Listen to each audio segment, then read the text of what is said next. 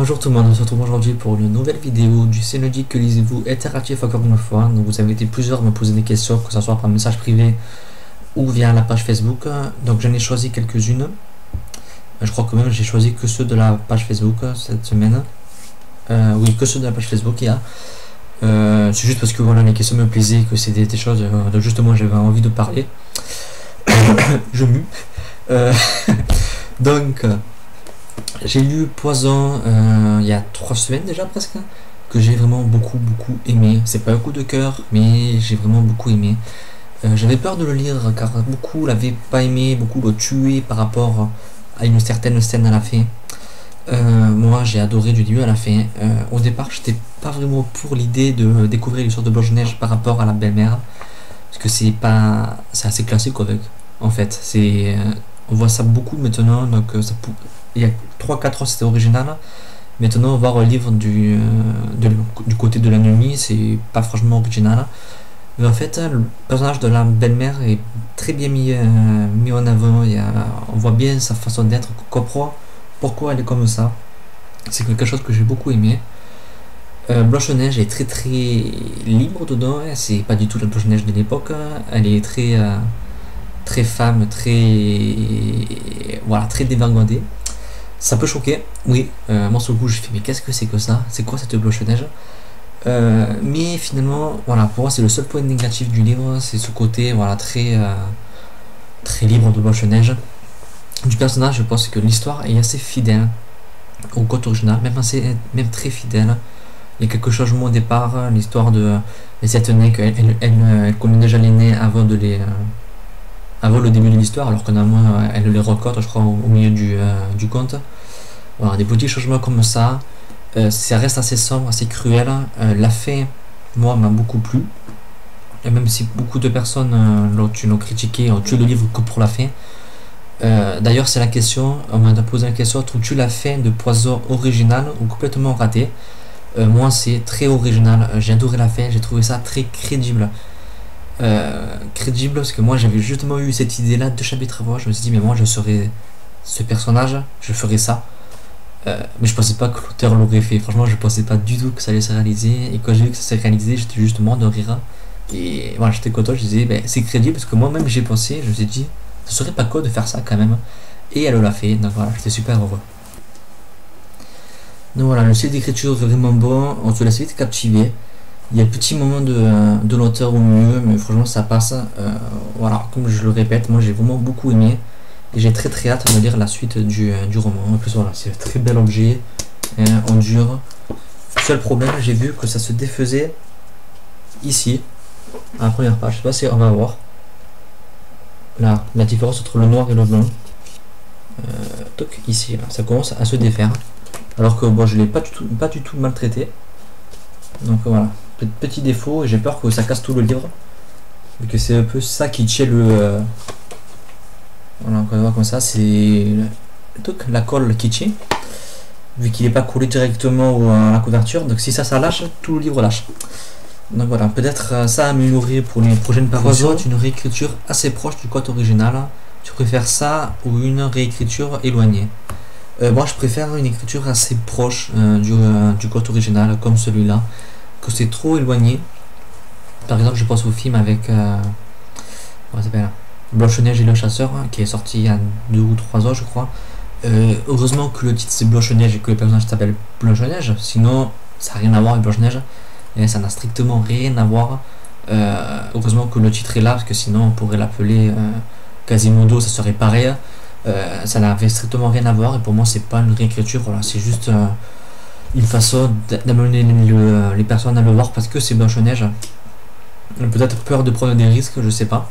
Donc voilà, moi je préfère que ça soit pas très proche, mais assez proche, qu'on retrouve quand même le code original. Donc comme là où c'est quand même très proche dans les liens entre la belle-mère et Blanche-Neige, entre l'histoire en elle-même qui est assez proche. Donc voilà, moi je préfère que c'est réécrit d'une certaine façon libre, mais pas trop. J'ai continué avec le livre qui m'a pris 3 semaines de lecture.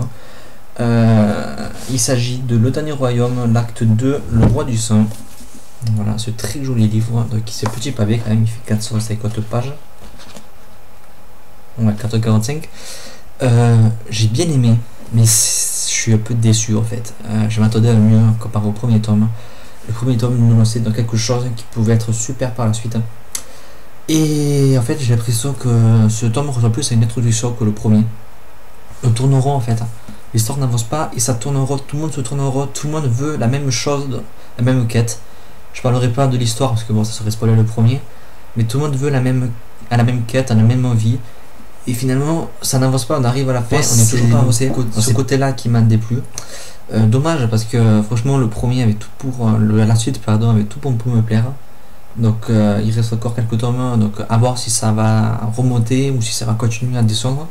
J'espère pas parce que j'avais adoré le premier et du coup voilà, je suis un peu déçu.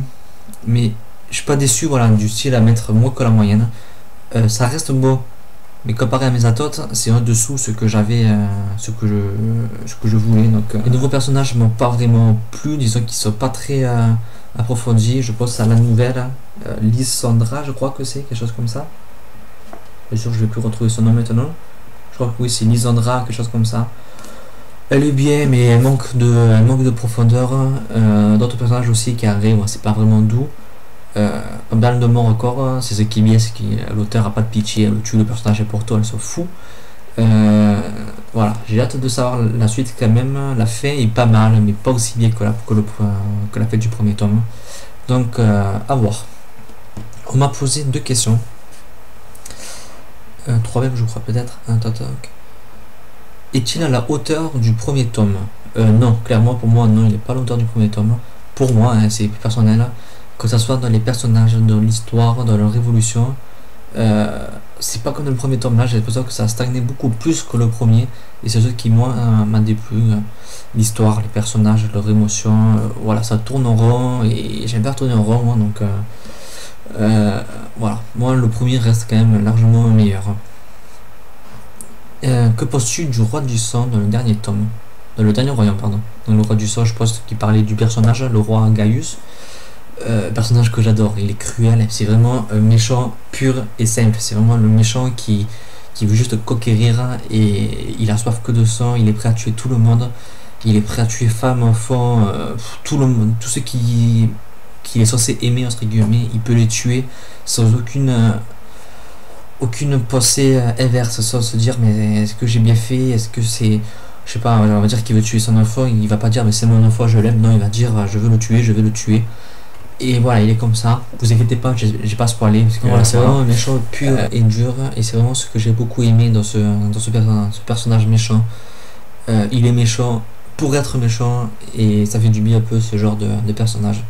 Mais si je pense qu'il y a quand même quelque chose de plus approfondi avec lui. Qu'on découvrira sûrement par la suite. Donc qu'est-ce que je compte lire cette semaine? Alors je compte lire le Charme, le tome 2, donc la suite directe de Poison. En lecture commune encore une fois avec Charlotte du Monde des Livres. Lui je vois qu'il n'est pas abîmé dedans. À voir par la suite. Très hâte, j'adore la couverture. Elle est bleue, bon, un peu trop girly mais elle est quand même jolie. Il est un peu plus gros je crois que l'autre.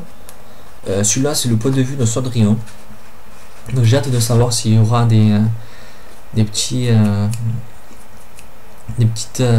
choses à voir avec celui-là, si c'est le même univers, etc. Je sais pas trop, j'espère. Je pense qu'on parle de la chaussure de verre de Poison, donc je pense que les histoires doivent être liées. Donc très curieux de savoir comment ça va marcher. Hâte de voir les nouveaux contes qu'on va utiliser, parce qu'il n'y a pas que Cendrillon, que j'ai oublié de dire, mais dans Poison on parlait aussi de Aladdin, Hansel et Gretel, etc. Donc hâte de voir ce que ça va donner dans celui-là. Je suis très curieux et je pense que ça va le faire. Donc voilà, je pense le lire dès aujourd'hui normalement. Ensuite, qu'est-ce que je compte lire? Je sais pas, mais j'ai envie de lire celui-là, La Sylve Profonde, qui me tente beaucoup, que j'avais reçu dans la box de mars. On est quoi, en avril là? Oui, je crois que c'est dans la box de mars. Il me tente beaucoup, il a l'air assez court, donc voilà, j'ai très envie de le découvrir. Donc voilà, c'est tout pour cette vidéo. Désolé pour tous les gafouillages, etc. J'étais totalement perdu dans cette vidéo, j'ai pas réussi à parler, je sais pas pourquoi. Plus l'habitude de présenter mes lectures, vu que j'ai eu une grosse panne. J'espère qu'elle est terminée, je croise les doigts fort pour pouvoir vous faire une vidéo lundi prochain encore. Et on se dit donc à très bientôt pour une prochaine vidéo. Bye.